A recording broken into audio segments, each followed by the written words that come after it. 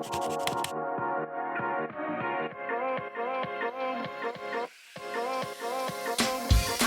guys, it's Dayan and welcome to another vlog. Today is a Tuesday, June 21 and it's currently 2:50 p.m. So, good afternoon. I just got out of the shower and lino-dry ko lang yung hair ko and kita nyo, super dry niya na talaga.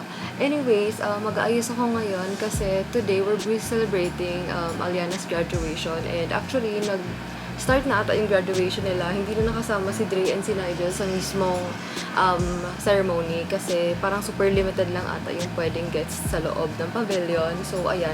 Mamaya siguro pag patapos na yung graduation, saka na lang kami pupunta ng UST. And mamaya pala guys, mag-dinner din kami sa labas. Sorry, super init talaga. Hindi ko alam. Naka-on naman yung aircon. But sobrang pinagpapawisan ako. But anyways guys, update on my skin. Ayan siya. Ito siya sa left side. And ito naman sa right side. Ayan. Parang it gets better talaga over time. Parang compared to the last months, compared to the last few weeks, super lala niya noon compared sa ganito. And I'm getting happy about the results. So, ayun. Sana magtuloy-tuloy na siyang mawala. But, ayun. Mag-aayos muna ako, guys. And balikan ko na lang kayo after. Hey guys, it's currently 5:50 p.m. and kanina pa ako actually tapos mag-ayos but nag-chill-chill lang ako dito sa taas kasi hindi pa ata tapos yung program ni Nayana. Feeling ko super dami na graduates ngayong batch kaya ang tagal matapos ng program. But anyways, nakuha ko na din yung pinagawa kong bouquet kasi nagpagawa ako for Yana last ng mga nakaraan. So, ayan, pinakuha ko na din siya. And in a few, bababa na lang din ako kasi nasa baba si na Dre. And sabay-sabay kami pupunta ng UST. But ayan, tutuloy ko na lang yung vlog doon.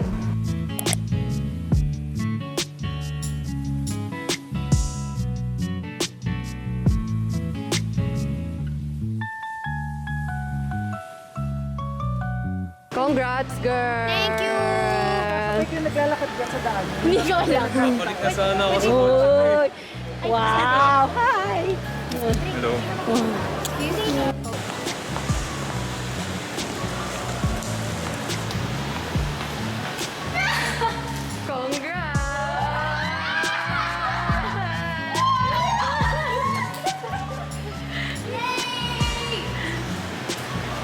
Ay, mali yata. Hindi pala sa'yo.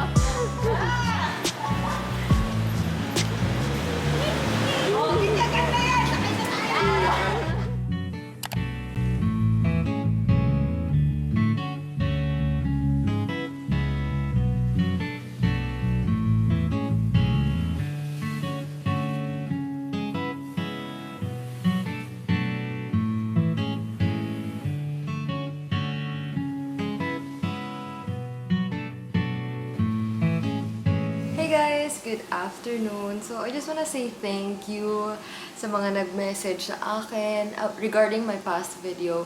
Super na-appreciate ko yung mga pangangamusta niya sa akin and basta hindi ko alam, parang super na-overwhelm lang ako kasi may mga nag-message talaga sa akin kung kumusta daw ako. Tapos parang pinapaboost niyo yung confidence ko in any way and yung iba naman nakikisimpatya kasi alam ko talaga madaming girls na nagsasuffer from PCOS. So, ayun, parang nakikisimpatya, parang kami mga nararamdaman. Ayan, so wala, super grateful, thankful lang talaga ako sa inyo. So, ayun nga guys. So, ngayon, nag-ayos tayo. Kasi naman, yung about dun sa last video, nung pinanood ko siya, narealize ko guys, sobrang pangit ko talaga. Kasi di ba wala akong ayos doon. And parang kadiri, parang hindi naman ako presentable doon sa last video. But ayun, anyways, nag-ayos tayo ngayon kasi we're gonna do a haul! Haul na naman tayo ngayon for today's video. Itong shop na to guys, lagi ko siyang nakikita sa Shopee, sa TikTok, and I've been browsing their shop for the longest time already. And masasabi ko talagang sa shop na to, parang all-in-one shop na siya. Parang lahat ng mga gusto nyong bilhin or mga hinahanap nasa isang shop na to. So, I know guys, you are very much familiar with this brand kasi they are all over TikTok and super sikat sila kasi super mura ng mga items nila. So, mag-start na tayo. So, this brand is called Lovito and lagi to guys lumalabas talaga sa FYP ko every time nag-TikTok ako. So, ayan, medyo madami akong napamili and I just can't wait to share share it with you kasi when it comes talaga to online shopping, hindi ako masyadong nag-expect sa mga quality nila. Pero in all fairness, ang ganda ng mga quality, hindi so-so, hindi parang hindi mura yung quality ng mga napili ko. And, ayan guys, ang dami ko na namang sinasabi kaya mag-start na lang tayo sa haul. So, ayan guys, every item na binibili nyo sa Lovito, it comes with a pouch and ako gustong-gusto ko yung naka-individually na nakaganto kasi this is very reusable, lalo na kung mahilig ka mag-travel kasi pwede mong ilagay yung mga damit na gagamitin mo per day, ganyan. Kaya this is very useful. Ayan, tinanggal ko na yung mga gamit dito sa mga pouch kasi sinegregate ko na siya. Ayan, sinegregate ko na siya. So, unahin muna natin yung mga tops kasi for this haul, mas madami yung napili kong bottoms compared sa top. So, unahin muna natin yung mga top. So, first top is this blue halter cropped top. Ayan siya. This design only comes with one size. So, I hope nakasya sa akin. And ito siya sa likod. This is backless and detay. And for some reason, ini-expect ko siya na manipis. Pero buti nga, hindi siya super nipis. Ayan oh, hindi siya see-through. Yan. Then the next top I got is this crocheted na crop top.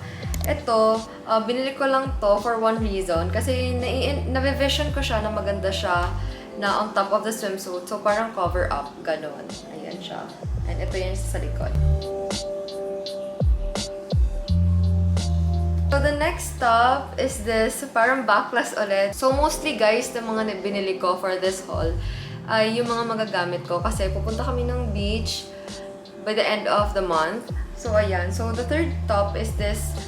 This is very cute. And ito yung lagi ko nakikita sa mga haul sa TikTok. Laging haul ng mga girls. Laging may ganito. Kaya, na-curious ako. Kaya, I had to get one also. So, ayan siya guys. Tapos, parang pa-extra sa harap. And then, sa likod, backless again. So, the fourth and last top that I got for this haul is this super basic na top. Ayan siya guys. This is a black one-shouldered top lang. And ito naman may design siya sa ilalim na paganyan. Parang may hole siya sa ilalim. Yan.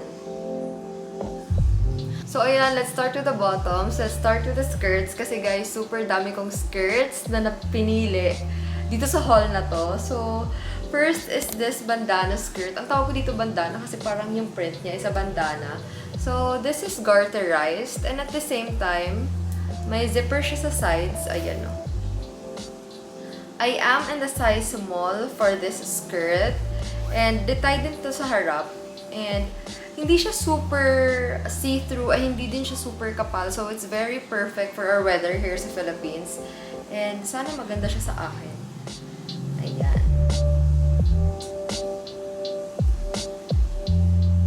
So, another skirt is this floral skirt. Ayan.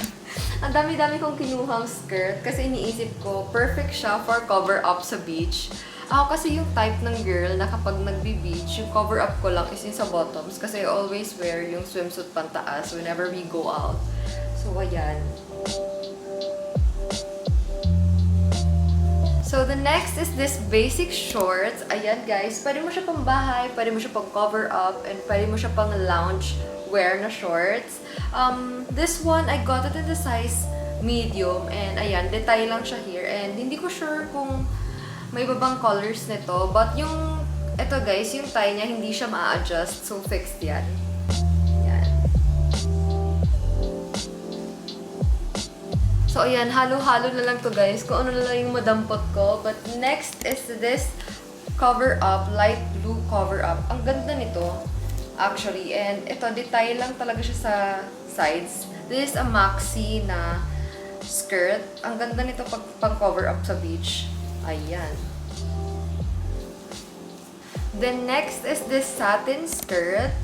Ito siya guys. And I got curious when I saw this kasi parang iniisip ko na parang siguro kapag online stores binili mo yung mga satin-satin, baka hindi maganda yung quality, ganyan.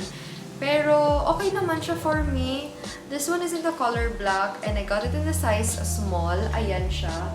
It has zipper sa likod and yung tie niya pag ganito, pwede mong i-cross sa bewang. Ayan.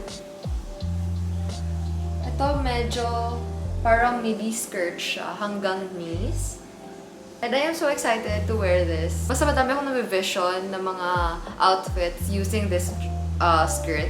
So the next is another skirt. Ito din pang cover up din to sa beach, guys. Naisip ko talaga bilhin yung mga pang beach ko. So this is a plain na white na skirt. Midi din to hanggang knees to. And ayan, super cute niya lang kasi. Pang beach or whenever pwede kang lumabas, you wanna go out on dates, sa errands. This is very perfect kasi garterized siya, ayan. Then, I was so intrigued by their, yung mga pang gym, pang workout clothes. Kasi yung sister ko, si Shobe, alam niya din yung brand na to. And actually, may mga items na siya sa cart niya before pa to sa akin. And she said na she wanted to try yung mga pang workout talaga, yung mga pang gym clothes doon. So, ito guys, lagi ko itong nakikita sa TikTok. And ito is very uso. Yung parang at leisure na parang skirt with shorts sa underneath. Skirt siya sa harap, tapos pero may shorts siyang kasama sa loob. Ayan, no? And, ayan, kumuha lang ako kasi na-intriga lang talaga ako. And gusto ko lang magkaroon ng ganito. So, I got it in the size medium. Kasi guys, hindi ko alam kung ano ba yung size ko. So, usually size small ako, pero iniisip ko kasi, di ba, nag-weight gain ako because of my PCOS, kaya I got it in the size medium. Then next is a leggings. Ito naman guys, super na-intrigue lang din talaga ako kasi, di ba, madami akong leggings na binili ko from Shopee, and then meron din ako sa Uniqlo. And then I just wanna check kung ano yung quality ng leggings nila. Kasi nakalagay din parang compression leggings. And gusto ko kasi yung sa mga leggings or yung mga high-waisted, yung mga parang nakakatago ng puson. Kasi medyo mapuson akong person. So, ayan siya, guys. Then, the last item for this haul is a swimsuit. Ito, 3-piece swimsuit siya. I just wanna try yung mga swimsuit na choices nila. So, ito yung bottoms. Ito yung design actually na napili ko. Ayan, ito yung bottoms. And then, ito yung top niya, guys. Ayan, ang cute lang ng print. And I don't know if I can try this on kasi it's the time of the month. Ayan, guys. And then, ito yung parang cover niya. Ayan.